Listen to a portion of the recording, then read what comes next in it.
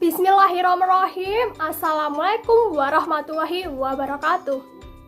Kami mahasiswa Universitas Negeri Malang.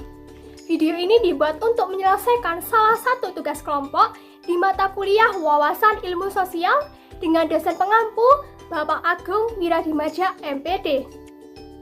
Kami dari kelompok 3 terdiri dari 4 anggota yang masing-masing bekerja sama dalam memenuhi tugas ini. So, langsung saja, ini media video presentasi dari kami.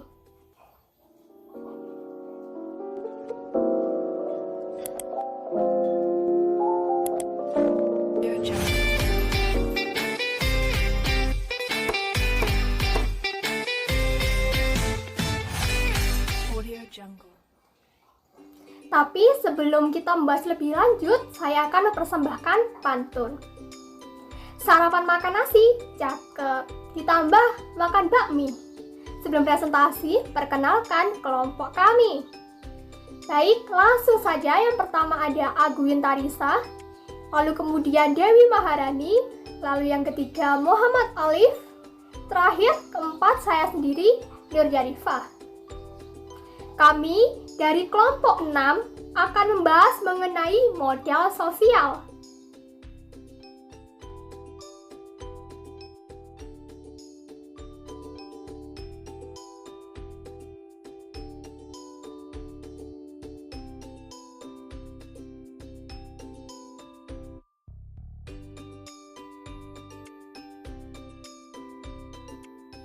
Baik, saya akan menjelaskan mengenai definisi modal sosial. Modal sosial secara umum dapat diartikan sebagai sebuah nilai di mana nilai tersebut digunakan dalam berinteraksi dengan orang lain. Lalu contohnya bagaimana? Yang pertama, ketika seseorang menemukan dompet orang lain di jalan, di dalamnya terdapat uang nih, 1 juta dan KTP orang tersebut. Tetapi orang yang menemukan tidak memiliki niatan mengambil Rp1 pun dari dalam dompet tersebut dan berniat untuk mengembalikan dompetnya ke tangan pemilik aslinya. Contoh demikian sudah termasuk wujud dari kejujuran. Lalu contoh lainnya, ketika seseorang menabrak orang yang lebih tua secara tidak sengaja dan langsung meminta maaf dan memberikan imbalan berupa biaya pengobatan. Dari contoh tersebut saja sudah menggambarkan orang itu memiliki sikap sopan serta santun terhadap orang yang lebih tua. Oke, selanjutnya melanjutkan apa yang saya katakan tadi, definisi modal sosial. Sekarang menurut para ahli. Yang pertama ada Coleman.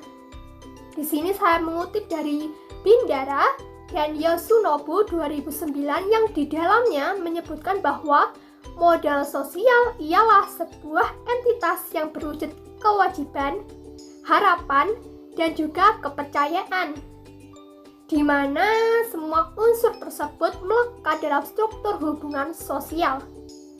Selain itu, Coleman juga membagi modal sosial menjadi beberapa bentuk, yakni ada trust atau kepercayaan, lalu ada norma, dan yang terakhir information flow. Yang kedua ada Putnam 1993. Di sumber yang sama, di sini Putnam mendefinisikan modal sosial yakni sebuah hubungan sosial yang tercipta dari adanya interaksi akan menumbuhkan kepercayaan, norma, serta jaringan yang dapat meningkatkan efisiensi masyarakat dalam bekerja. Yang ketiga, menurut Jok 1995 dari Hasbunallah 2006 juga mengatakan bahwa modal sosial adalah hubungan sosial yang dibentuk oleh masyarakat yang akhirnya membentuk suatu kerjasama di dalamnya sehingga timbullah rasa saling percaya satu sama lain. Serta hal ini dapat menyebabkan dampak positif, yakni terciptanya efisiensi dalam bekerja. Dan dari kerjasama itu dapat dengan mudah memperoleh keuntungan bersama. Yang keempat, menurut Hasbunallah 2006, Hasbunawa berpendapat bahwa modal sosial dapat disebut dengan investasi. Mengapa? Karena modal sosial ini dapat dijadikan sumber daya terbarukan yang setiap saat pasti ada dan pasti dibutuhkan dalam berhubungan, berinteraksi, bekerja sama dengan orang lain tentunya. Yang kelima, Robinson et al. 2002 dalam Sumber Bandari dan Yasunobu 2009 menuliskan bahwasanya modal sosial yakni berupa pertanyaan. Pertanyaan apakah itu? Pertanyaan itu telah tertera pada layar.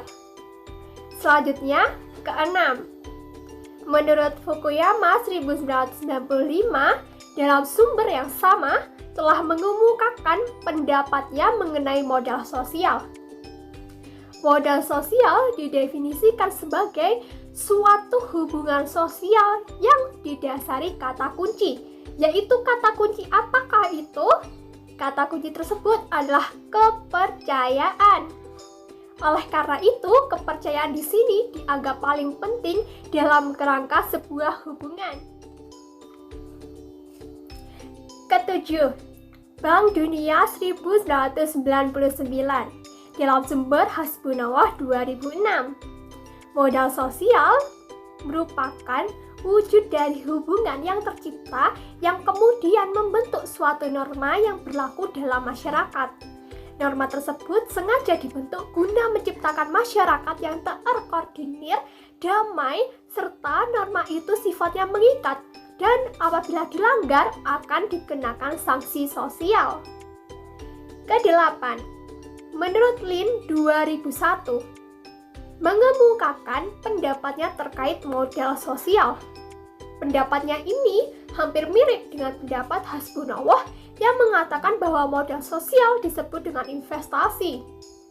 Selain itu, modal sosial digunakan modal dalam bersikap, bertingkah laku, serta berperilaku dalam masyarakat. Yang terakhir, menurut Cohen dan Prusak 2001, yang beranggapan bahwa modal sosial terdiri dari trust, mutual understanding, and shared value.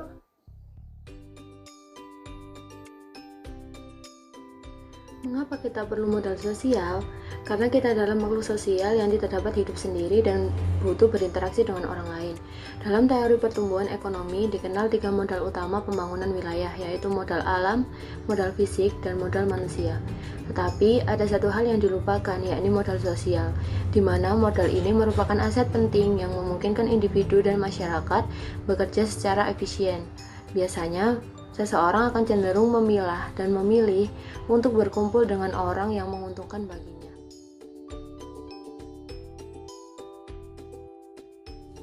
Sumber utama modal sosial. Yang pertama, menurut Francis Fukuyama, agama merupakan salah satu sumber utama modal sosial. Poin pertama, perkumpulan. Perkumpulan keagamaan sangat potensial untuk menghadirkan dan membangun suatu bentuk dan ciri tertentu dari modal sosial. Poin kedua, ajaran agama merupakan salah satu sumber nilai dan norma yang menuntun perilaku masyarakat. Poin ketiga, agama yang menjadi sumber utama inspirasi, energi sosial, serta yang memberikan ruang bagi terciptanya orientasi hidup penganutnya. Yang kedua, tradisi turun-temurun. Tatanan yang terbangun merupakan produk kebiasaan yang turun-temurun dan kemudian membentuk kualitas modal sosial. Kelompok-kelompok masyarakat yang terbangun oleh suatu organisasi sosial yang khas dan berbasis pada garis keturunan merupakan salah satu dari sekian sumber yang melahirkan modal sosial. Selanjutnya, lembaga pendidikan. Lembaga pendidikan tidak hanya memberikan pelajaran keilmuan semata, tetapi idealnya sebagai tempat membangun modal sosial dalam bentuk aturan-aturan dan norma serta nilai. 3. Elemen modal sosial. Yang pertama, kepercayaan atau trust. Kepercayaan adalah harapan yang tumbuh dalam suatu masyarakat yang ditunjukkan oleh adanya perilaku jujur, teratur dan kerjasama berdasarkan norma-norma yang dianut bersama. Kepercayaan sosial yang tinggi dalam masyarakat cenderung memiliki aturan-aturan sosial bersifat positif dan pada akhirnya terbentuk hubungan-hubungan kerjasama yang baik pula. Kedua, norma atau norms. Norma-norma terdiri dari pemahaman, nilai, harapan, dan tujuan yang diyakini dan dijalankan bersama oleh sekelompok orang. Norma-norma dapat terbentuk dari agama, panduan moral, maupun standar-standar sekuler seperti kode etik yang berupa prakondisi ataupun produk dari kepercayaan sosial. Jejaring atau network, jaringan-jaringan kerjasama antar manusia terwujud dari infrastruktur dinamis dari modal sosial yang memfasilitasi terjadinya komunikasi dan interaksi yang memungkinkan tumbuhnya kepercayaan dan memperkuat kerjasama. Masyarakat yang akan memiliki jaringan sosial yang kokoh pula yang dapat memperkuat perasaan kerjasama anggotanya dan mendapat manfaat dari partisipasinya. 4. Dimensi dan fungsi. Dimensi modal sosial. Pertama, jaringan atau hubungan kelompok dalam masyarakat, solidaritas dan kepercayaan dalam masyarakat, kegotong royongan, komunikasi dan informasi, kohesi atau keeratan antara anggota masyarakat, kebijakan dan pemberdayaan dalam masyarakat. Lalu fungsi modal sosial. Modal sosial mempunyai pengaruh terhadap masyarakat, pembangunan yang ada di dalamnya termasuk pertumbuhan, keadilan, dan pengentasan kemiskinan, yaitu dalam berbagai informasi, mengkoordinasikan aktivitas-aktivitas, dan membuat keputusan bersama. Sebagai contoh, yang pertama, modal sosial sebagai pembangunan manusia. Modal sosial yang tinggi dapat meningkatkan kesadaran individu tentang banyaknya peluang yang dapat dikembangkan dalam memenuhi kepentingan semua lapisan masyarakat. Kedua, modal sosial sebagai pembangun sosial. Mempunyai modal sosial dalam sifat saling percaya, toleransi, dan kerjasama akan membangun jaringan yang baik dalam masyarakat maupun dengan kelompok masyarakat lainnya. Ketiga, modal sosial sebagai pembangun ekonomi. Budaya gotong royong, tolong-menolong, saling mengingatkan antar individu dalam entitas masyarakat, merefleksikan, saling memberi, saling percaya, dan mempunyai jaringan-jaringan sosial, maka pembangunan industri sektor ekonomi akan berkembang karena modal sosial menghasilkan energi kolektif yang memungkinkan berkembangnya jiwa semangat dan kewirausahaan. Keempat, modal sosial sebagai pembangun politik. Tingginya modal sosial akan mendorong efektivitas pemerintah dan memungkinkan negara berfungsi secara efektif dan memiliki legitimasi. Kelima, ketahanan ekonomi. Pembahasan ketahanan ekonomi ini dapat disajikan beberapa variabel yang dapat mempengaruhi tingkat ketahanan ekonomi keluarga. Dimensi ini didasarkan pada 4 variabel yang meliputi tempat tinggal keluarga, pendapatan keluarga, pembiayaan untuk pengasuhan anak, dan keamanan finansial keluarga. 6. Ketahanan sosial psikologis. Dimensi keempat pertahanan keluarga adalah dimensi ketahanan sosial psikologis. Dimensi ini tidak terlihat secara fisik dan terdiri dari 2 variabel, yaitu variabel keharmonisan keluarga, meliputi anti kekerasan dalam rumah tangga terhadap perempuan dan perilaku anti kekerasan terhadap anak, dan variabel kepatuhan hukum dari pengalaman rumah tangga. Korban kejahatan, hal ini menunjukkan bahwa responden telah mencapai kehidupan keluarga yang harmonis antara laki-laki dan perempuan, serta antara orang tua dan anak. Meningkatnya intensitas pertemuan, kebijakan home office atau WFH telah meningkatkan hubungan antara suami istri dan orang tua. Selain itu, mereka juga telah menunjukkan kepatuhan terhadap hukum dengan tidak melakukan tindak pidana.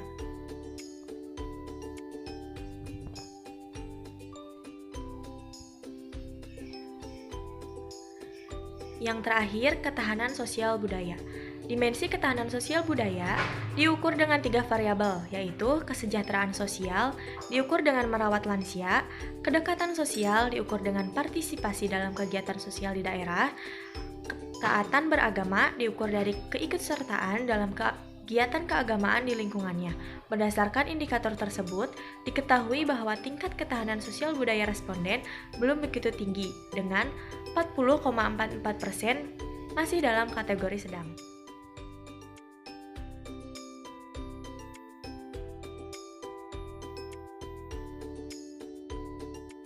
Tipologi modal sosial. Bonds, bonding sosial kapital. Menurut Putnam, asosiasi dan kepercayaan di antara tetangga atau ikatan sosial yang kuat dan organisasi yang efektif dalam suatu komunitas. Menurut Putnam, Sigurd and Winkel, Larsen et al., ikatan ini lebih dekat secara sosial, melibatkan beberapa orang, biasanya keluarga, teman, dan komunitas, dan tidak selalu dekat secara geografis, melibatkan orang yang tinggal berdekatan satu sama lain. Jadi intinya, strong social bonds and trust, ikatan sosial dan kepercayaan yang kuat. Ciri-ciri hasbunallah ialah bersikap eksklusif, jaringan yang ketat, orientas ke dalam, inward looking. Dengan kata lain, perbedaan yang kuat antara orang dalam dan orang luar, ragam masyarakatnya homogen, koeficitas kuat, dan resistensi kuat terhadap perubahan. Code bondingnya adalah keluarga, teman dekat, orang yang memiliki satu budaya dengan kita.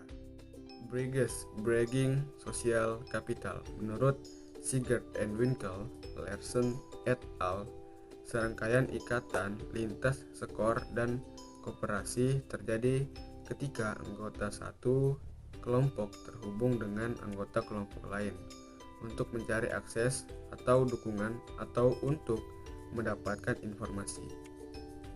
Serangkaian ikatan horizontal ini terdapat antara organisasi asosiatif dan mendukung pembentukan aliansi dan koalisi lintas komunitas, lintas institusi lokal, antar komunitas miskin dan kaya. Hasbunallah menyebutkan beberapa ciri. 1. Bersifat inklusif, jaringan yang terbuka dan fleksibel. 2. Orientasi keluar, outworking looking. 3. Ragam masyarakatnya heterogen. 4. Networking yang kuat. 5. Akomodatif untuk menerima perubahan. Code bondingnya teman, kolega, rekan kerja. Linkage, lacking social capital.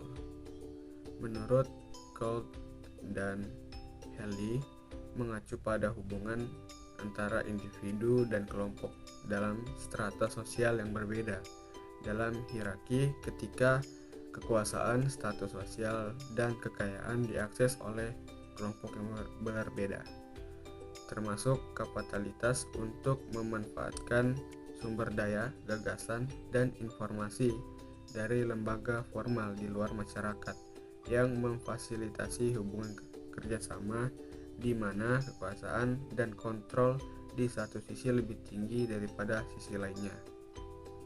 Jadi intinya, cross boundary alliance with external researcher network, aliansi lintas batas dengan jaringan sumber daya eksternal. Hasbunallah menyebutkan beberapa ciri. Pertama, jaringan dan realisasi bersifat horizontal dan vertikal. 2. Ada hubungan antara kekuatan sosial dan otoritas yang berbeda.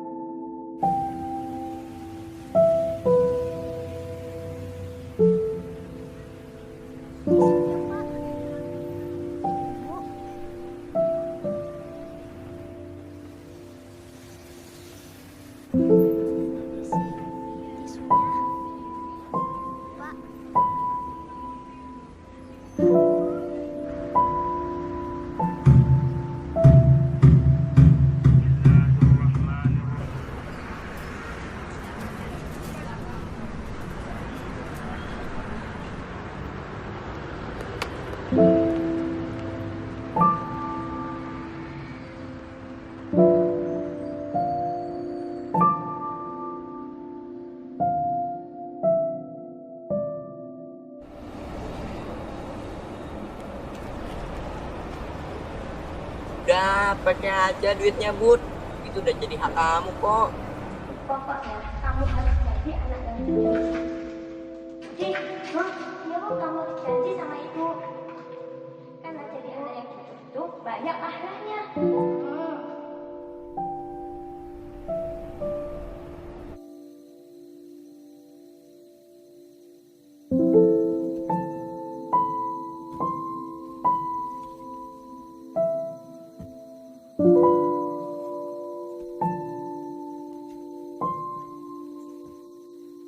Pakai aja duitnya Bud, itu udah jadi hak kamu kok.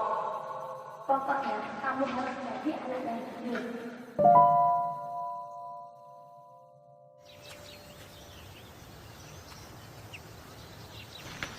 Ini berapa, Bang?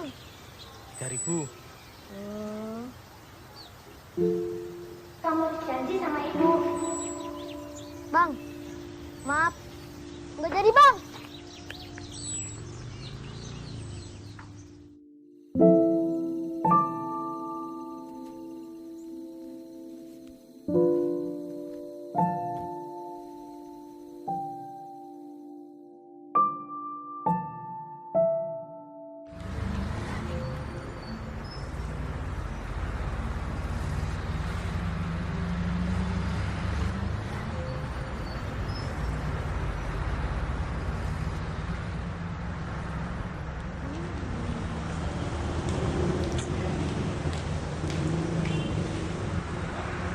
Masih disimpan aja Bud duitnya. Kalau nggak mau, ya buat aku aja lah sini. Enggak. Buat aku aja sini ah. Jangan. Udah buat aku aja sini ah. Enggak. Ya elah. Nah, itu tuh orang itu. Misi. Om. Ini dompetnya, Om.